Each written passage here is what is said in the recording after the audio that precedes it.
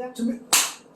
안녕하세요. 요즘 파지의 임현주 이상원입니다. 네, 오늘은 특별한 스님을 모셨습니다. 발에 땀이 나도록 그래서 온몸이 땀에 항상 젖어서 열심히 일하고 계시는 김병일 도의원님 모셨습니다. 네. 안녕하십니까. 네네. 예, 김경일 도의원입니다. 네. 반갑습니다. 지금 저희 칸막이를 해서 이제 또 이제 방송 뭐죠? 음성 전달 때문에 이제 마스크를 벗었는데요. 도의원님 아까 마스크 좀 보여주실래요?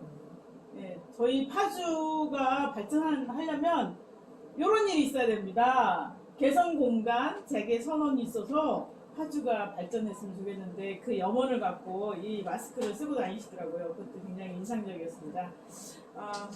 그리고 오늘 날씨도 엄청 덥잖아요. 요즘 폭염으로 엄청 덥고, 그리고 바쁜 일정 가운데도 이렇게 인터뷰에 응해 주셔서 너무나 감사드립니다. 감사하고요. 사실은 뭐 예전에 비해서는 행사가 좀 줄어들어서 조금 이런 말씀드리면 좀 뭐한데 조금 좀 시간이 예전에 비해서는 좀 수월합니다. 네, 다행이네요. 뭐 요번에 도의원님께서 뭐 저희가 알기로는 교통 쪽에 전문이신데 네. 어떻게 그 GH에 대한 문제를 좀 파악하고 그런 쪽으로 좀 접근을 하셨더라고요. 그 얘기 잠깐 들어볼 수 있을까요? 예, 제가 사실 상임위가 건설교통에 있어서 지금 이제 그 파주 지역의 이제 도로나 그다음에 이제 택시, 버스, 철도 이 부분에 대해서 지금 경기도 내에 일어나는 일들을 많이 지금 해서 아마 교통에 많이 이제 전문가다 이렇게 표현을 하시는 것 같은데 좀 부끄럽고요. 네, 열심히는 했습니다. 그리고 또 하나는 그 이번에 GH를 조사하게 된 이유는 조사라고 표현하면 좀 그렇고요. 그러니까 방문해서 이것저것 좀 알아본 이유는 그 금천에 뭐 행복주택이라고 있습니다. 근데 이게 우리 그 경기도 주택도시공사에서 그 지었던 행복주택이라는 게 있는데 이게 지금 민원이 하나 접수됐었어요. 그래서 이 민원 하나만 갖고는 좀 안 될 것 같은 느낌이 들어서 이게 이제 근본적으로 이제 경기도 31개 시군에 다 이게 많이 지어져 있는데 이게 과연 파주만의 문제일까? 이건 아니다. 이거 가만 보면 파주가 이렇게 운영이 되면 다른 이 시군에 또 똑같이 아마 이렇게 될 것이다 싶어서 이 한 분의 민원도 중요하지만 좀 이걸 키워서 근본적인 좀 대책하고 이 부분들을 좀 제시까지 해야 되겠다 싶어서 좀 자료 제시도 하고 자료 조사도 하고 그다음에 그 자료 뭐 요구도 하고 이러던 시간이 좀 많이 걸렸습니다. 예전에 처음 그 민원 받았을 때 하고 지금 시간이 좀 많이 걸렸죠. 그러니까 민원을 단순하게 민원으로 처리한 게 아니라 그 문제의 이면이랑 구조적인 것까지 파헤치셨다는 얘기시잖아요. 그래서 저 혼자 하기가 좀 굉장히 이게 방대해갖고 마침 또 우리 옆 지역구의 그 조성환 도의원께서 또 이 예결위에 들어가 계셔갖고 또 이제 같이 한번 도움도 많이 받고 뭐 그다음에 이제 조사도 같이 하고 이래서 그 협업 시스템으로 이 부분들을 좀 이제 접근했었고 지금 접근 같이 하고 있습니다. 예. 그렇게 파헤쳐서 뭐 문제를 발견하셨나요? 김경일 탐정이 어떻게 문제를 파헤쳤는지 한번 볼까요? 예. 네. 이 문제가 좀 이렇게 크게 보면 이제 두 가지 정도로 좀 나눌 수가 있는데 하나가 이제 첫 번째가 이제 그 임대 아파트가 많잖아요. 지금 보면 이제 형태는 많이 달라 하지만 LH에 사는 것도 있고 그렇죠. GH에 사는 것도 있고 서울로 가면 SH에서 사는 것도 있고 여러 가지 형태가 많은데 이게 근본적으로 이제 보면 이제 규정된 법적인 문제가 좀 되는 게 있어요. 첫 번째가 이제 그런 부분, 이제 모순되는 부분들이 이제 그런 게 하나 있고, 두 번째는 이제 우리가 GH 행복주택이니까 GH가 보니까 미필적 고유로 인한 그 규정이나 그다음에 그 운영하면서 이 발생하는 그 부분들이 하나도 좀 뭐랄까 프로가 그러니까 정리돼 있지 않다. 그러니까 구멍이 많다는 얘기네요. 제가 본 바로는 숭숭 뚫려 있죠. 그래서 거기를 이제 가다 보니까 이제 그 이제 숭숭 뚫려 있는 것 중에 이제 단편적으로 좀 얘기를 하다 보면 이런 거죠. 여기가 지금 한 2년 몇 개월이 됐어요. 입주한 지가. 근데 거기 가다 보니까 되게 좀 이상했던 게 그 가스레인지 보니까 가스레인지에 파란색으로 한 번도 안 뜯겨져 있지 않은 가스레인지가 있는 거예요. 네.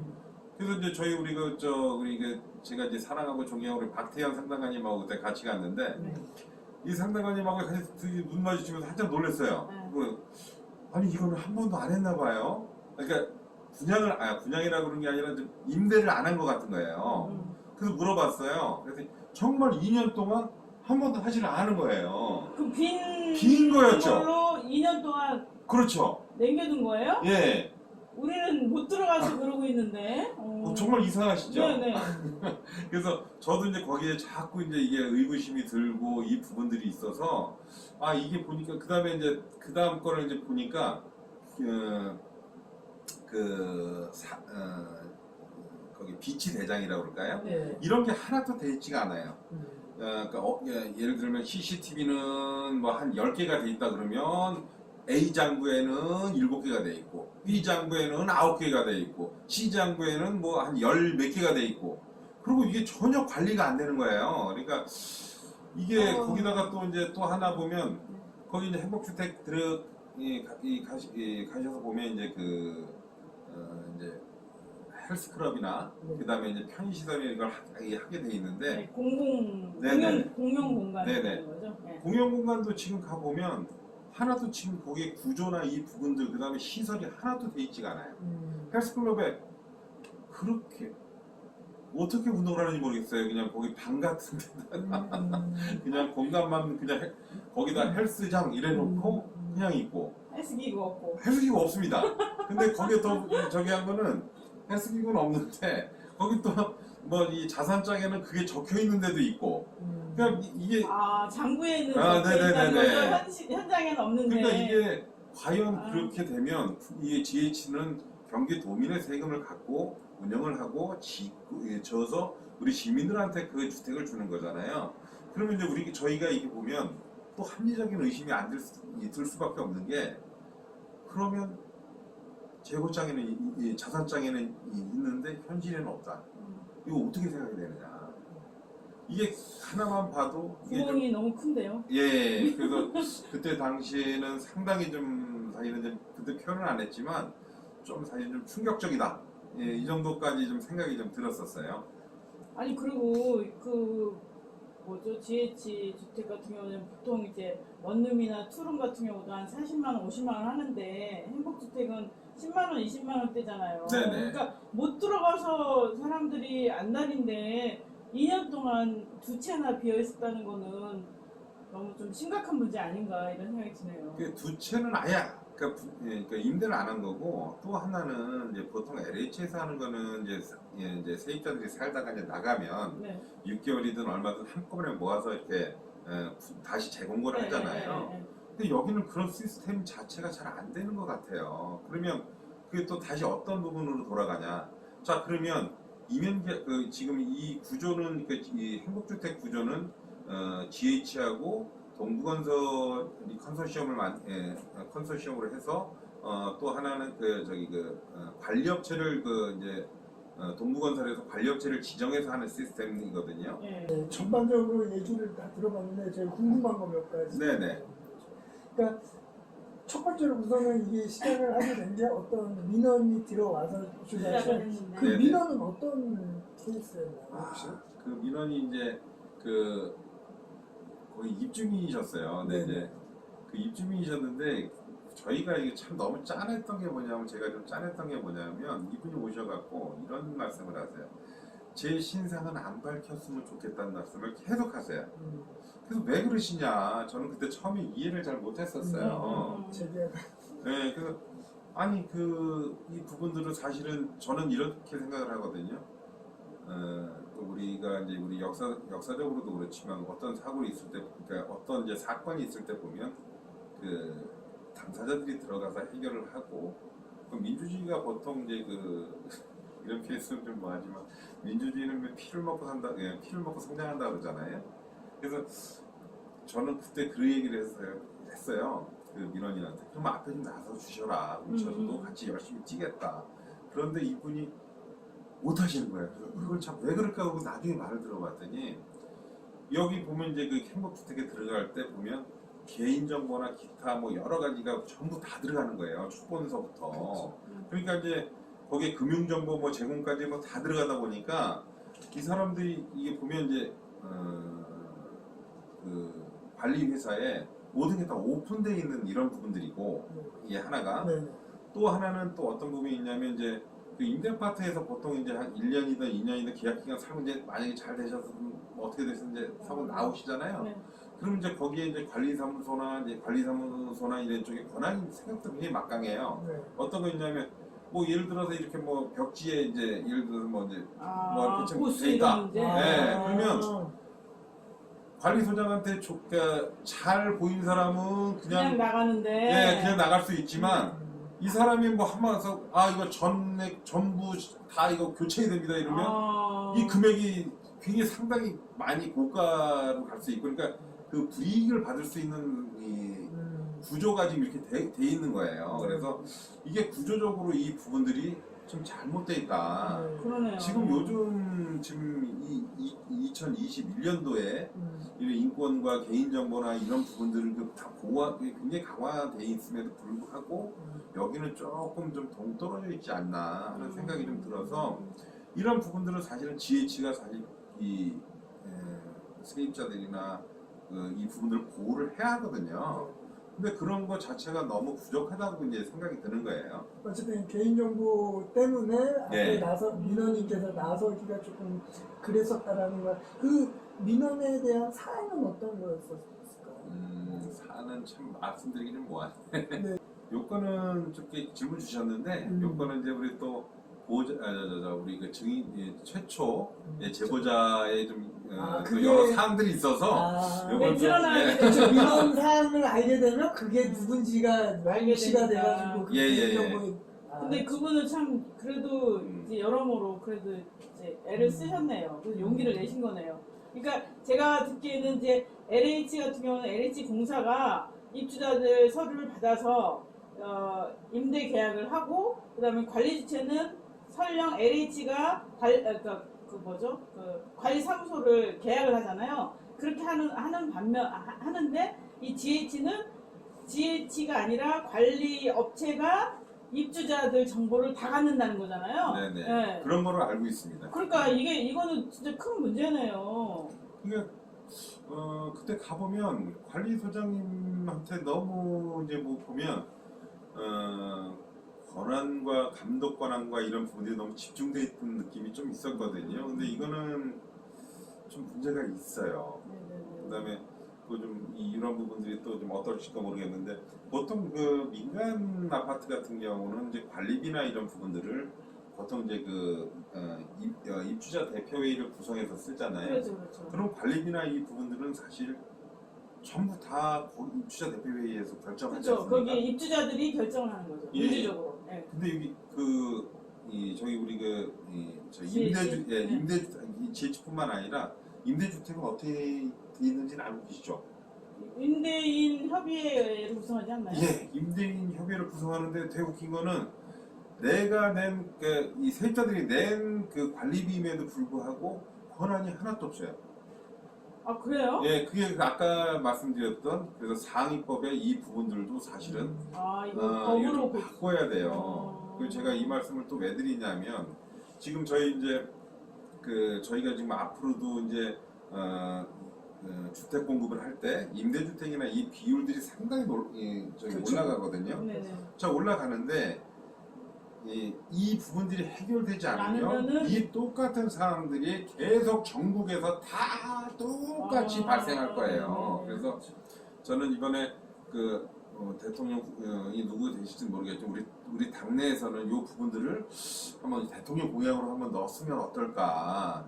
그게 굉장히 중요한 문제네요, 이게 제도적으로. 그리고 저는 이 공공임대주택이 확장돼야 되는 게 주거 정책의 방향이라고 생각하거든요. 네. 공공임대도 늘어야 되고, 공공임대 사이즈도 늘어야 되고, 계층도 늘어야 되고, 또 이제 임대 기간도 네. 늘어야 되고, 예를 들면 차라리 스웨덴처럼 장기 사회주택처럼 40년, 50년 그냥 자기 집으로 쓸 수 있게끔 하고, 그러려면 문제는 이게 지금 관리 규정상의 임대인의 권한이 법적으로 보장되지 않는다는 거잖아요. 네네. 그런 면에서 대선 공약으로 꼭 넣어야 될 것 같은 생각이 저는 이거 좀 드네요. 꼭 넣었으면 좋겠어요. 왜냐하면 지금 그 제가 좀 생각하는 게 이런 거거든요. 이게 좀 말이 좀 거칠을지 모르겠는데 그 이재용 회장 인생도 한 인생이고요.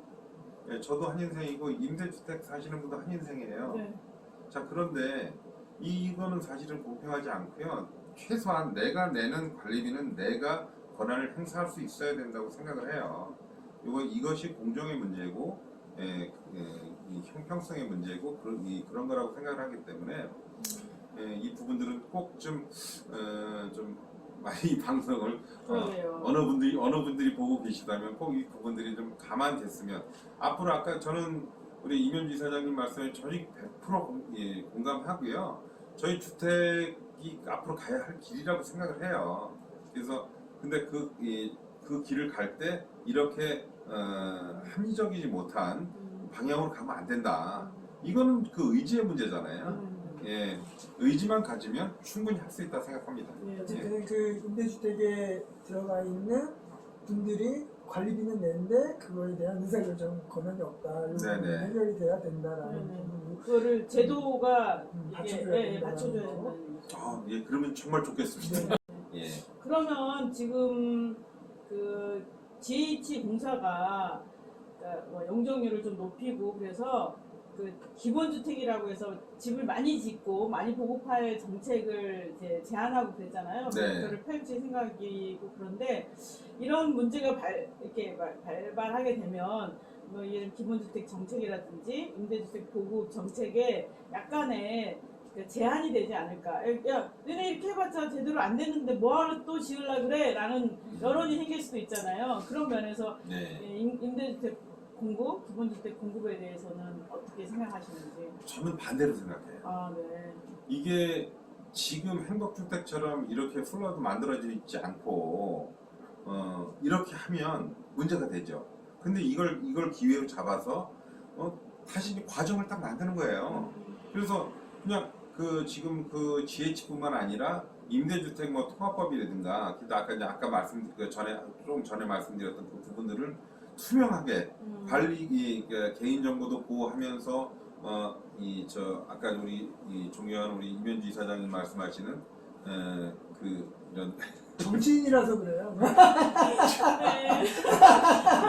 아, 제가 좋아하는 게 아니라. 네네네. 아이고 네 갑자기 웃음이 터지셔갖고 네. 아이 또 땀이 나네. 네, 다시 하겠습니다.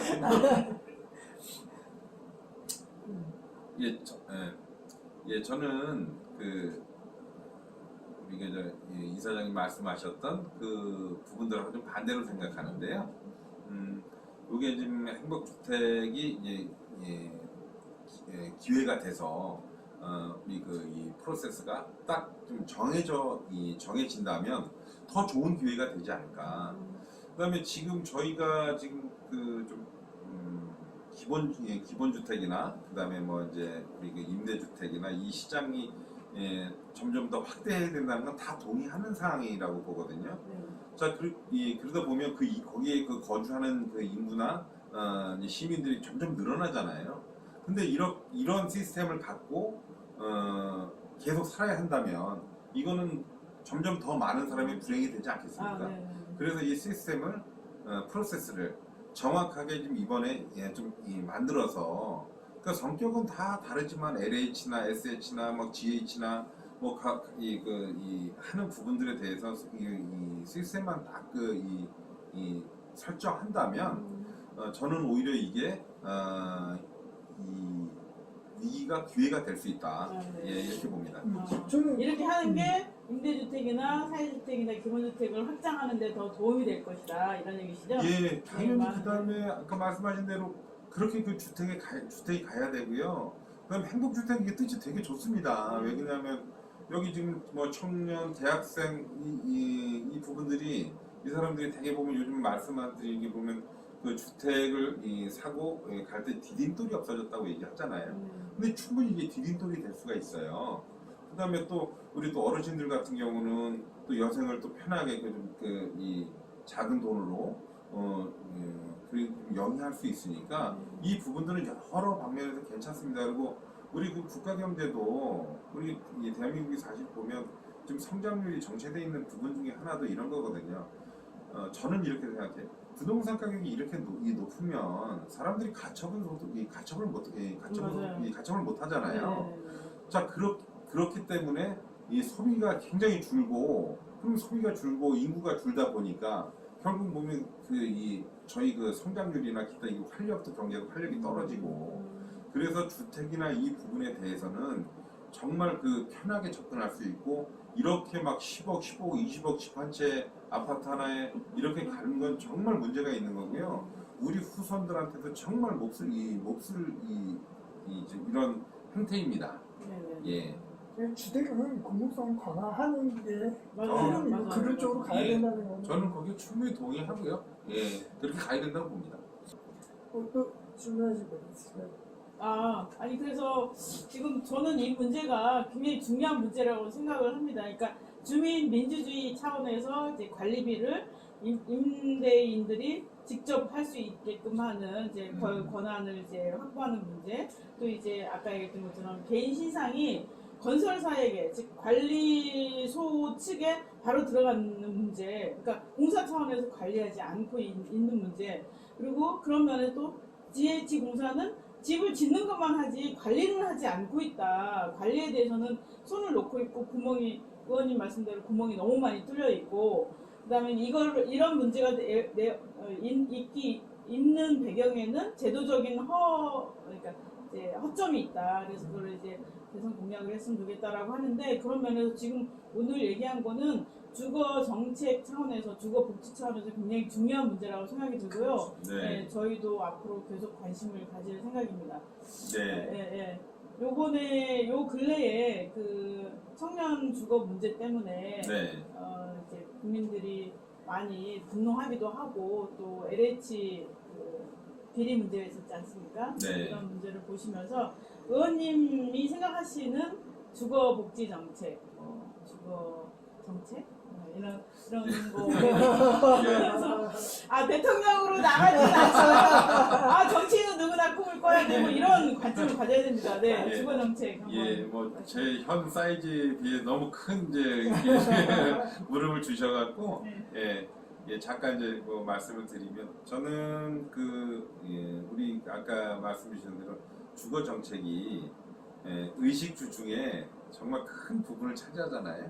그리고 점점 이제 이 집을 살 수 있는 기간이 늘어나서 요즘 청년들이 사실은 집을 포기하고 뭐 우스갯소리로 뭐 차를 좋은 걸 사고 뭐 이렇게 한다고 해요. 그러니까 이게 뭐가 좀 잘못돼 가고 있거든요. 그래서 저는 사실은 이제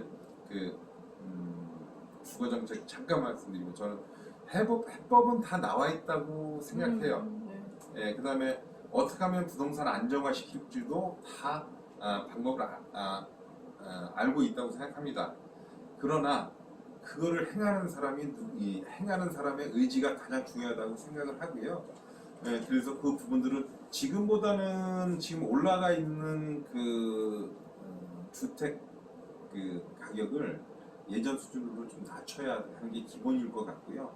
두 번째는 아까 좀 우리 이사장님 말씀하셨던 대로 한 30% 정도, 30% 이상 공공임대주택이나 임대주택을 통해서 주거를 좀 안정화시키는 정책을 같이 이 투트랙으로 한다면 충분히 아마 이런 우리 주택 정책은 괜찮을 것 같고, 하나 꼭 얘기하고 싶은 건 뭐냐면, 다주택자들은 중과를 하던 어떻게 하던 꼭 거기를 잡아야 해요. 그렇지 않고서는 지금 이게 이 부동산이 지금 완전히 탐욕이잖아요. 그분들이 돈을 버는 돈을 많이 버셨겠지만 돈을 버는 대신에 청년들이나 일반 국민이나 무주택자들은 통곡하고 있다는 부분들을 꼭 알아주셨으면 좋겠습니다. 그러니까 집은 사는 것이 아니라 사는 곳이 돼야 된다라는 그런 말이 생각이 나네요. 도의원님이 무주택자의 아픔을 이렇게 크게 공감하시는 것 같은데요. 내년이 네. 선거 아닙니까? 네, 내년이 네, 선거입니다. 그래서 사실은 이제 시민들이 도의원님 활동을 이제 접하기가 쉽지가 않고 또 이제 열심히 하시는 분들은 열심히 해서 손해 보고 열심히 안 하신 분들은 열심히 안 한 채로 막 즐겁게 돌아다니시고 그러는데 예. 그게 열심히 하시거든요. 그래서 도의원이 되시고 했던 뭐 이렇게 성과랄까요? 그리고 이제 이후의 포부 뭐 이런 얘기를 시민들에게 한번 마음껏 한번 자랑 좀 해보십시오. 아이고, 예, 이런 참 저희가 교육을 받을 때 네 자랑 네가 한번 해봐 이러면 참 못해요. 맞아요. 우리 이게 뭔가 이러면 안 될 것 같고 아주 겸손하지 못한 사람이 된 것 같고 이래서 그럼에도 불구하고 기회를 주셨으니까 저는 건설 교통 쪽에 있어서 지금 도로하고 아까 이제 처음에 말씀하셨지만 이제 그 도로 중에 이제 지방도, 국도는 이제 중앙정부에서 하고요. 여기 그러니까 동에 들어가 있는 도로는 시에서 합니다. 네. 근데 이제 지방도라 그래서 이제 그 지방도 건설이나 유지보수 이런 부분들은 이제 그 경기도에서 하거든요. 그래서 제가 이제 여기 그 원롱 광탄원이라고 있어요. 거기서 이제 그 부분은 이제 예산 한 1,000억짜 한 1,200억 정도 되는데 그 한 300억 정도 증액을 했던 그 부분들이 있고요. 그다음에 그 363번 도로 뒤에 그 원롱 LG 디스플레이에서 제1고로 넘어오는 그 뒷길이 있습니다. 네, 거기에 네. 2차선 도로인데 네. 거기가 그- 상습 정체예요. 하루에 3번은 꼭 막힙니다. LG 디스플레이 출퇴근 시간에. 그래서 이제 거기도 지금 이제 경기도 예산 갖고 거의 지금 이제 거의 완비됐는데 아마 올 예산에 한 1,000억 정도 그 부분들이 광역교통 특별회계로 아마 추진될 것 같고요. 또 그냥 철도는 어떻게든 이제 그 금능역까지 좀 3호선이 좀 됐기 때문에 그 부분도 가장 큰 성과인 것 같고요. 또 하나 그 조리금천선 지금 통일로선이라고 부르는데 요것도 지금 이제 금천까지 지금 이제 4차 국가철도 4차 계획에 지금 그 6번째 추가 검토 사항으로 6번째 올라와 있거든요. 요 부분도 살려놓은 게 저는 굉장히 뿌듯하고요. 그다음에 예전에 이 3호선 이거 지금 금능역으로 오는 것도 사실 추가 사업에 저번에 살아남아서 이렇게 됐던 거거든요. 그래서 이제 이게 자연스럽게 보면 저는 이제 그러니까 통일로선, 이제 조리 금천선 연결하는 거 하고, 그다음에 앞으로 이제 금능까지 오지만 3호선이 앞으로 이제 금천역, 원롱역, 그다음에 파주역, 문산역까지 갈 수 있게 이 부분들에 대해서 이제 최선을 다하는 게 한 축이라고 생각을 하고요. 또 하나는 좀 정치적인 좀 제 생각이 좀 있다면. 저희 좀 민주당이 파주을에서 뿌리를 내려서 100년 정당으로 한번 가보는 게 무서운 그 포부를 밝히셨습니다. 제가 이 꿈입니다. 그래서 네네. 우리가 좀 자생력도 좀 있고 그렇게 하는 그런 정당이 되는데 저는 좀 최선을 다하고 싶습니다. 네. 그리고 최근에 5분 발언으로 자유로 네네. 휴게소 발언을 하셨는데 그것도 간단히 한번 좀 소개를 그렇죠. 좀 그래도 해주시죠. 자랑하셔야죠.